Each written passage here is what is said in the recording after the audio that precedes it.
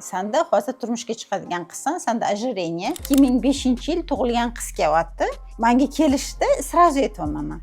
Tanangiz, ya'ni u qizni ko'rganimda ortiqcha vazn yaqqol ko'rinib turibdi. Turmushga chiqmagan qiz.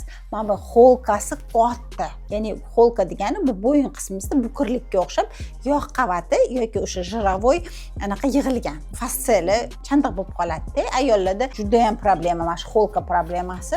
Aytayapman. Endokrinologga borganmisiz dedim. Bordim, lecheniasi yoqmadi, bormadim dedilar. Men aytdim, inson bitta mutaxassisga borgan bo'lsa, yoqmasa umuman hamma mutaxassis shunaqa degani emas dedim. Men sizga yaxshi endokrinologga beraman. Men ham masalan vrachlar bilan ishlamayman, to'g'risi, men patsientlarimdan bilib olaman. Masalan, yaxshi endokrinologga bordim, menimcha vazn tashladim, sog'lig'imda mana bunaqa yaxshi bir bo'ldi deganlarni nomerini menga tashlab qo'ying shuni deyman, beraman shu patsientga.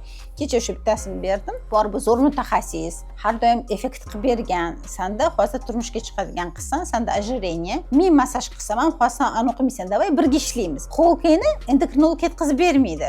U ichkari sababni tuzatib beradi, men tashqaridan tuzataman sani dedim-da, jo'natib yubordim endokrinologga. Mana chiroyli natija bo'ldi. Ya'ni xo'lkasi ketdi, ozdi, chiroyli bo'ldi-da, o'shani aytmoqchiman. Ya'ni любой massajistga borsangiz sizda natija bo'lmasa, u degani hech qaysi massajist sizga natija qilib bermaydi degani emas. Mana shunaqa narsa bor.